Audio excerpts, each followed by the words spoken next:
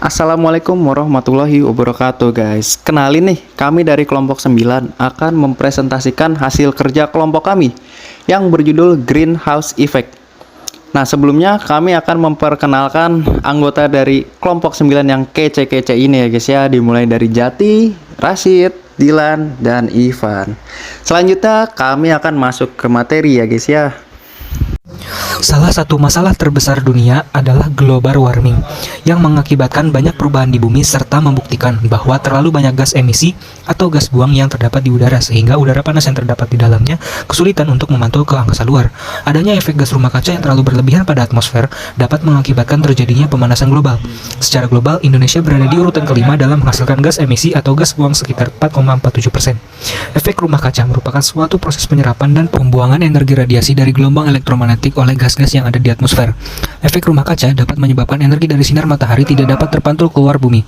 Efek rumah kaca disebabkan karena naiknya konsentrasi gas karbon dioksida dan gas-gas lainnya di atmosfer. Kenaikan konsentrasi gas CO2 ini disebabkan oleh kenaikan pembakaran bahan bakar minyak, batu bara, dan bahan bakar organik lainnya. Menurut Menteri Lingkungan Hidup dan Kehutanan, yang termasuk gas-gas rumah kaca adalah karbon dioksida, sulfur dioksida, nitrogen monoksida, nitrogen dioksida, metana, klorofluorokarbon, dan uap air.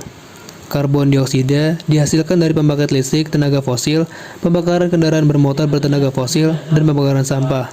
Selanjutnya, sulfur dioksida dihasilkan dari pembangkit listrik tenaga batu bara dan pembakaran bahan bakar fosil. Kemudian, nitrogen monoksida dan nitrogen dioksida dihasilkan dari kendaraan bermotor dan industri pabrik. Kemudian, gas metana dihasilkan dari pertanian dan peternakan. Kemudian, klorofluorokarbon dihasilkan dari AC, lemari es, parfum, dan penyemprot cat. Menurut Kementerian Pendidikan dan Kebudayaan, kandungan terbanyak dari gas rumah kaca ini ialah uap air, yaitu sebesar 36% hingga 70%. Selanjutnya disusul oleh karbon dioksida sebesar 9-26% dan gas metana sebesar 4-9%. Proses efek rumah kaca terjadi ketika radiasi sinar matahari mengenai atmosfer bumi. Selanjutnya, radiasi panas yang masuk dipantulkan oleh bumi, namun terhalang oleh selubung gas rumah kaca, sehingga panas tersebut terperangkap ke bumi. Proses terperangkapnya panas itu kemudian menyebabkan suhu bumi meningkat. Efek rumah kaca dapat berdampak kepada rusaknya ekosistem yang akhirnya akan memutus rantai makanan dan berpengaruh kepada seluruh kehidupan di muka bumi. Efek rumah kaca yang berlebihan akan menyebabkan pemanasan global di mana suhu di bumi akan naik secara signifikan yang ditandai dengan hal-hal antara lain mencairnya es di kutub, rusaknya ekosistem, naiknya ketinggian permukaan air laut, dan perubahan iklim yang ekstrim. Efek rumah kaca dibutuhkan untuk menjaga suhu bumi supaya perbedaan suhu antara siang dan malam tidak terlalu besar. Selain itu, efek rumah kaca juga menjaga suhu bumi agar tetap hangat. Apabila tidak ada gas rumah kaca satupun yang terlepas ke atmosfer, bumi akan membeku.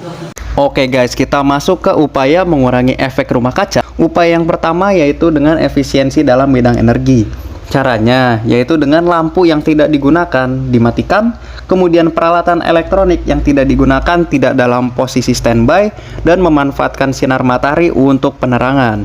Upaya yang kedua yaitu mengurangi frekuensi penggunaan kendaraan bermotor pribadi.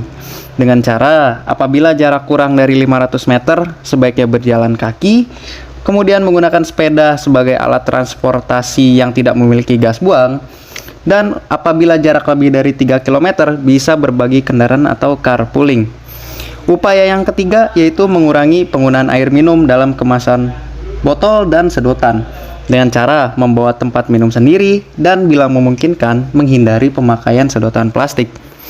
Upaya keempat yaitu mengurangi sampah organik dengan cara sampah organik diolah menjadi kompos dan dilakukan pemisahan sampah organik dari non-organik.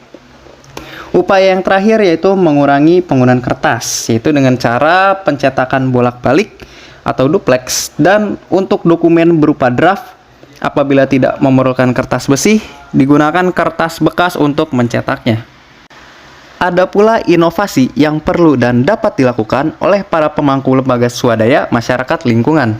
Yang pertama yaitu sosialisasi mengenai efek penyebab dampak baik atau buruk dari efek rumah kaca. Kemudian ada sosialisasi pengendalian jejak karbon dengan mengurangi frekuensi penggunaan kendaraan bermotor pribadi. Selanjutnya ada pula program pelatihan pengolahan sampah organik dan non-organik.